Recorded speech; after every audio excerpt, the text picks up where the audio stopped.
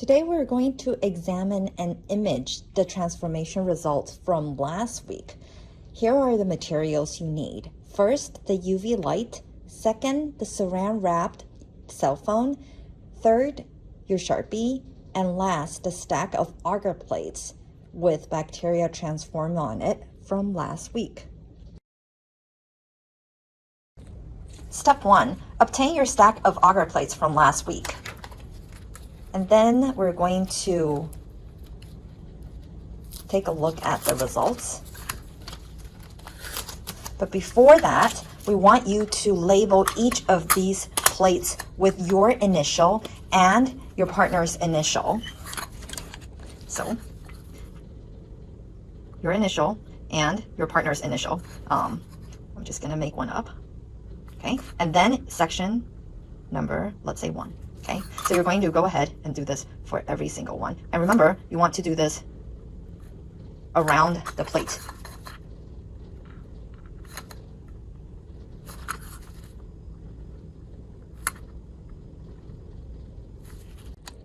Step 2, let's look at our results. Let's start with the minus P glow results. So down here are my minus P glow results. To start, these do not have the P glow plasmid. It has bacteria. I put it onto LB, which is nutrients. Should I see them grow? What do you think? So you can turn back to what your expected result is, and you're like, hey, do I see anything growing?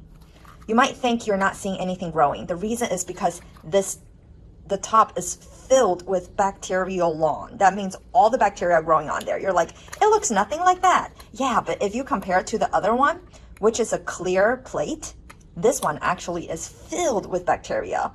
Why? Because it's all nutrient. They love it. So they are covering the whole top. So double check yours. Is your minus P glow LB plate filled with bacteria? That's the first one. The second one, it is minus P glow. So it does not have the plasmid, which means it does not have the ampicillin resistant superpower. But we plated it on a plate that contains an antibiotic, which kills bacteria. Yep, so what do we see? Nothing grew.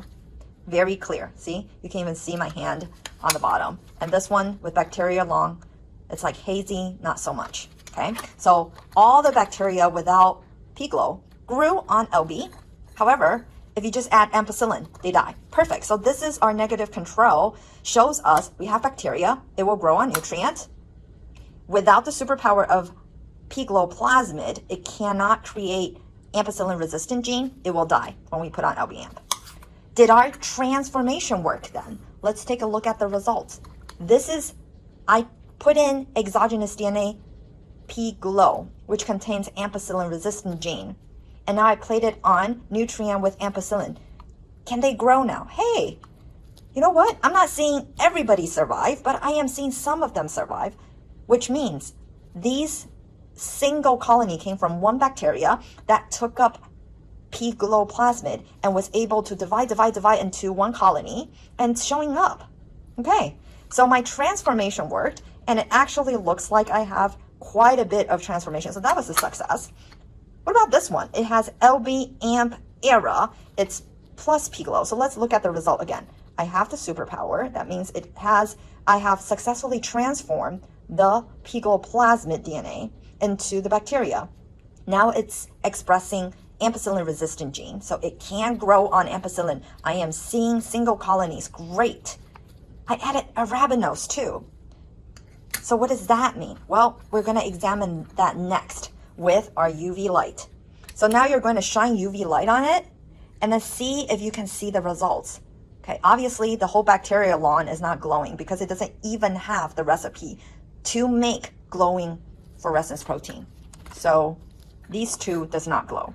What about these ones that actually have the P glow plasmid? Okay, let's take a look. I see colonies here, but you know what? They're not really glowing at all. So they grew, but they did not glow. What about this one? Ooh, I'm really seeing them glowing. Okay, so the result is that only the LB-amp era that has the arabinose, which turns on the GFP gene, can create green fluorescence protein. Okay, so I do see it glow.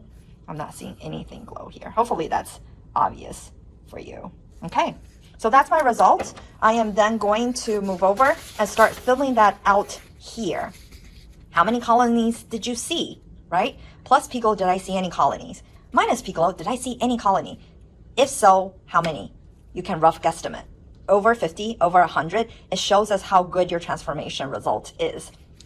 What color did it glow under UV light? Can you write that down? Okay, and document. And this is for you to kind of draw. If it was a lawn, then you're going to smear it all over. Okay, and then so don't take my result. Take your result and document it here. Okay, let's talk about what if your result looks nothing like this, or some parts are the same, some parts aren't. What should you do next? Now, what we want you to do at this point is look at the data and talk to your partner about it. Maybe this one did not glow. Both of them grew, did not glow. Why? Why do you think that is? Think about it and then write down what you would change. Maybe all of them grew. Everybody had a bacterial lawn. Everything grew, but nothing glowed. I don't see colony. What does that mean?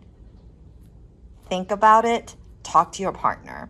Really discuss your results before you raise your hand and call the instructor over. When you call the instructor over, you want to share what you think is going on, and then what do you think you should do as a next step? Because you're not going to document the result. The result isn't as expected. So today, most likely you'll be spending your time what we call troubleshooting. You're going to try another experiment to test out your hypothesis, what you think went wrong, to eventually arrive at results like this, okay? But if your experiment worked, then you can move on to documenting your results by imaging these results by taking pictures.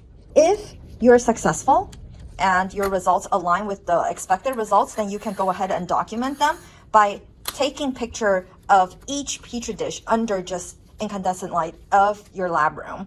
Just remember, as you're taking picture, try to avoid the glare of the white light and take each plate's picture on its own, okay? Take the picture of each plate on its own.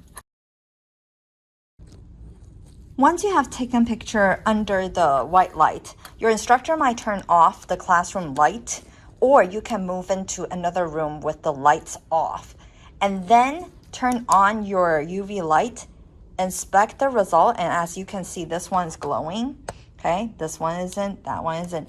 And then try to take a picture that avoids the UV light glare. So it might take some finesse, but again, take image of each individual plate on its own. So you can shine the UV light onto the side, but be able to catch the fluorescence. And then once you take a picture of this, we'll later teach you how to crop it for the figure assignment, okay? So like this one, it actually has colony on there, but see, when I put it on the side, I can't really see any colony glowing. So you're just going to document it like this because it's not glowing, but this one is, okay? So take the time to document all 4 plates and take an image of each on its own. Once you're done with taking image of all the plates, stack them and you can dispose of them in the metal biohazard bin in front of the classroom. Do not put them down the biohazard waste on the bench because these are much smaller. So definitely look for the big bin. Then share the picture with your partner and move on to the next video to learn how to make these images into your Figure 2 assignment.